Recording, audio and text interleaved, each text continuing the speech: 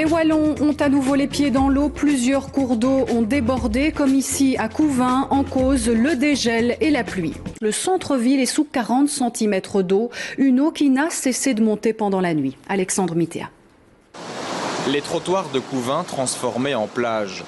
Il est 20 h et depuis 2 heures, la rivière de l'eau noire n'a jamais aussi bien porté son nom. Dans les rues, la neige n'a pas fini de fondre et au cours de la nuit, elle viendra encore alimenter les torrents qui traversent la petite ville de 15 000 habitants. Toute la nuit, les rues de Couvain sont restées impraticables. Seul le personnel communal et les pompiers osent s'y aventurer pour venir en aide aux riverains avec des sacs de sable.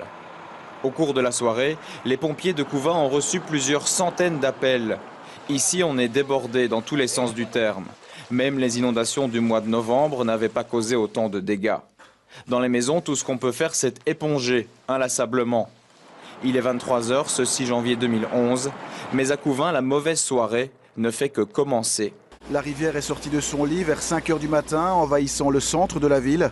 Les habitants se sont réveillés, les pieds dans l'eau. Je croyais qu'il y avait des gens qui s'amusaient, et alors on est venu me réveiller, mais quand on voit ça, ça fait peur. Hein. C'était quoi? L'eau. Inondé ici. Ici dans la maison, j'avais ça d'eau. Hein. Le hall d'entrée ici est inondé également. Les sacs de sable amenés par les pompiers la nuit ont limité les dégâts. Mais pour les Couvinois, ce matin ressemble à un drôle de 7 janvier. Alors c'est un peu dur de circuler dans Couvain ce matin, il paraît. Oui, un peu, oui. Vous êtes équipés? J'ai trouvé les bottes dans la voiture, mais bon, c'est pas très pratique quoi, parce que ça déborde maintenant. Hein. Les bottes sont limites là. Oui, ça déborde.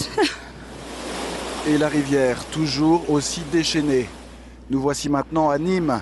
Ces deux hommes semblent hors du temps à la terrasse de ce café. Alors vous faites quoi là?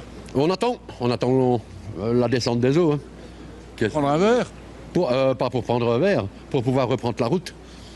On est pris un petit peu par la rapidité de la flotte, quoi. Pas de quoi rire dans cette boulangerie où c'est la catastrophe. 30 cm d'eau au sol, impossible à évacuer. Et les vivres qui sont toujours là. Alors c'est incroyable cette pâtisserie. Oui. 2 fois en rien de temps. On a déjà eu ça en fin d'année, un peu avant la fin de l'année. Et ici maintenant, avec la pluie et le réchauffement, les neiges qui ont fondu, ça... Et apparemment on aurait relâché de l'eau du barrage, du Rhum. Toujours dans la même région, à Patigny, le spectacle est identique. Une dame malade n'a pu être évacuée. Elle est dans son lit et l'eau stagne. C'est un lit bateau que vous avez là? Un lit bateau, oui.